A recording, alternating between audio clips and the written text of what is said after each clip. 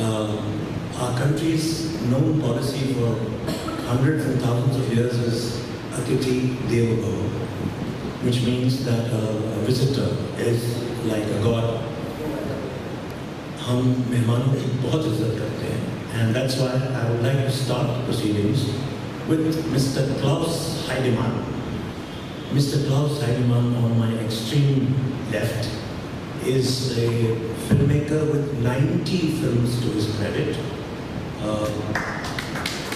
50 of them shorts and documentaries, and 40 of them features. He has one feature film in this festival itself, which is called Laugh or Die. Death is no laughing matter. The topic being, is technology overriding content? Now, in cinema there has been an eternal debate as to what is important. Is it form or is it content? आप क्या कहना चाहते हैं और कैसे कहना चाहते हैं? And that is exactly what it has come down to. Today we see a lot of films where technology dominates the story. Sometimes there is not even much of a story, but just technology. It's a very interesting subject, content, power against the rapid development of technology. What are the threats? What are the opportunities? I think this is a constant substance of constant discussion among us film professionals. My shortest conclusion is that nothing will ever overpower content. Nothing will ever disturb storytelling. The power and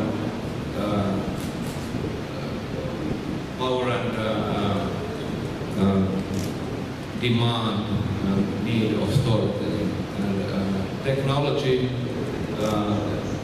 brings us new opportunities in our work of storytelling, but the basic content, the core is, I think, safe. Even so that its value can increase even exponentially, that those who really master storytelling and who are in possession of films and television programs and stories can have a more and more valuable commodity in their possession than earlier. I always speak a lot, so I could use all of the time and all of the air, so please stop me. I say two more things, and one is that we're making a documentary at the moment in my company about online addiction and gaming addiction, about 14, 15, 16-year-old boys who are totally stuck at the computers and who drop out of social life and drop out of school and who are behaving exactly like alcoholics or drug addicts. And it's a new modern issue that technology has brought to us, this kind of hedonistic times of young men turn into ultra consumers and don't study and don't produce anything. Don't seem to have a much better future than an alcoholic.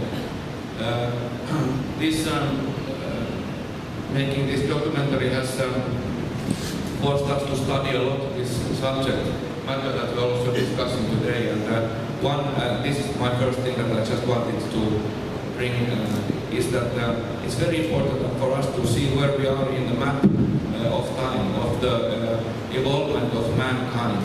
And there is a philosopher, Mr. Harari, who always looks at things from a very long perspective, even the history of mankind from 100,000 years ago to today, to understand where we are today and where we are possibly going tomorrow. And we are really in some kind of very dramatic place at the moment, because if we think about 30 years ago, the development of technology and the development of the world where we are living was still quite level. This means that the older generation can teach younger generation about future and life. But now we have come to a point where the evolvement going exponentially up. And we are soon, even in 2030, already in some kind of place where older generation has not much to give to the younger generation, but needs to ask the younger generation. Good afternoon, everyone. This is a subject which has a long, deep understanding that technology has been a part of human life. And as far as human intelligence is concerned, technology is a reflection of that human intelligence, and how you grasp it, how you relate with it, and what kind of sensitivity you are trying to put it across to the technology. That depends. The value of the technology will be emerging out of that. Now, as far as the growth of mankind is concerned, and at the same time the kind of intelligence that is developed, trace back into the past. About 1,500 years back, the Homo sapiens came into existence, the species to which we all belong to. Just after 100,000 years, suddenly there is a tremendous transformation took place in the nature of this species. And suddenly, after actually the last 50,000 years, suddenly we saw that the species is full of highly conscious, they're very linguistic and highly cultured. Just now rightly said, we have almost explained the topic actually very clearly. Human sensitivity. See, technology is important in making it, and it's changing. It's up to you. It's up to the director's point of view. What you want to do, okay, or what you want to convey to the audience. That's very important. But simultaneously, overpowering of technology, this is likely to go at a lower level, and people may disconnect with the film. See, we see many repeat of shots come directly to the. We see when there is more technology, very often we see repeated shots in a different way. Okay, this is where technology can be used for the best. I think within research, and I think the software are already available in UK. I think about the storyboards were very important in the material. Now they have developed a software where they design everything with dummy.